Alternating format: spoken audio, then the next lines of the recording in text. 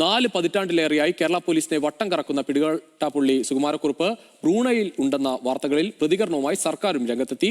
പ്രചരിക്കുന്നത് അഭ്യൂഹങ്ങൾ മാത്രമാണെന്നും എന്നാൽ വിഷയത്തിൽ അന്വേഷണം നടത്താൻ ക്രൈംബ്രാഞ്ച് ADGPക്ക് നിർദ്ദേശം നൽകിയിട്ടുണ്ടെന്നും ആഭ്യന്തരമന്ത്രി രമേശ് ചെന്നിത്തല വ്യക്തമാക്കി.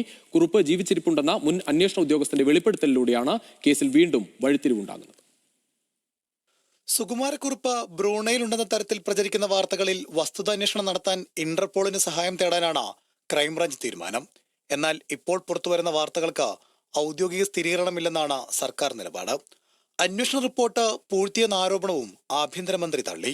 ADGP ക്രൈംബ്രാഞ്ച് ശ്രീ വെങ്കടേഷിനോട് ഇതിനെപ്പറ്റി അന്വേഷിക്കാനായി പറഞ്ഞിട്ടുണ്ട്.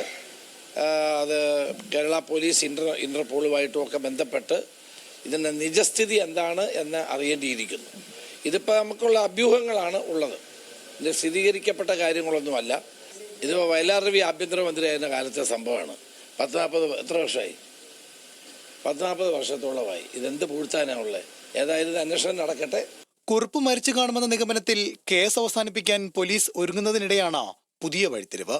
ഇൻഷുറൻസ് തുക തട്ടിപ്പിനായി ചാക്കോ എന്ന യുവാവിനെ കൊലപ്പെടുത്തിയ ശേഷം ഒളിവിൽ പോയ കുറുപ്പ് ബ്രൂണോയിൽ ആൾമാറാട്ടം നടത്തി ജീവിക്കുന്നുണ്ടാകാമെന്നാണ് 2017 കേസ് അന്വേഷിച്ച മുൻ ASI അലി അക്ബർ വെളിപ്പെടുത്തിയത്. കുറുപ്പിന്റെ ഇപ്പോഴത്തെ ഫോട്ടോ എന്ന തരത്തിൽ ചിത്രങ്ങളും പുറത്തു വന്നിരുന്നു. അദ്ദേഹം മരിച്ചതായൊരു നിഗമനം അത്ര ശരിയല്ല എന്ന് എനിക്ക് തോന്നുകയാണ്. ആ കുടുംബത്തിലെ അന്ന് ഉണ്ടായിരുന്ന ചില സാഹചര്യങ്ങൾ മുതലെടുത്തുകൊണ്ട് അന്വേഷിച്ചതിൽ സുകുമാരക്കുറുപ്പ് മരിച്ചിട്ടില്ല എന്ന് എനിക്ക് ഉത്തമ ബോധ്യപ്പെട്ടു. ബ്രൂണയിലെ ഒരു ഹോട്ടലിൽ അദ്ദേഹം നിരന്തരമായി വരികയും അവിടുന്ന് സന്ധ്യയ്ക്ക് ശേഷം ആഹാരം കഴിച്ചും മറ്റേ പോകുന്നതും അദ്ദേഹം ഇന്ത്യൻ വംശജനായ മലേഷ്യക്കാരനാണ് എന്നാണ് സഹപ്രവർത്തകരൊക്കെ പറഞ്ഞിരുന്നത്. 2 മാസം മുൻപ് ക്രൈംബ്രാഞ്ച് IG അജിത ബീഗത്തിന്റെ നേതൃത്വത്തിൽ കുറുപ്പിന്റെ കേസുമായി ബന്ധപ്പെട്ട ഫയലുകൾ വീണ്ടും പരിശോധിച്ചിരുന്നു. ജാർഖണ്ഡിലെ ആശുപത്രിയിൽ വെച്ച കുറുപ്പിനെ കണ്ട മലയാളി നഴ്സ് രത്നമ്മയുടെ മൊഴിയുടെയും കുറുപ്പിന്റെ ആരോഗ്യസ്ഥിതിയുടെയും അടിസ്ഥാനത്തിൽ ജീവിച്ചിരിക്കാൻ സാധ്യതയില്ലെന്നായിരുന്നു സംഘത്തിന്റെ വിലയിരുത്തൽ. എന്നാൽ പുതിയ വെളിപ്പെടുത്തലുകളുടെ പശ്ചാത്തലത്തിൽ ഇന്റർപോളിന് കത്തയച്ച് അഭ്യൂഹങ്ങളിൽ വ്യക്തത വരുത്താനാണ് ക്രൈംബ്രാഞ്ചിന്റെ നീക്കം. News desk, news Malayalam.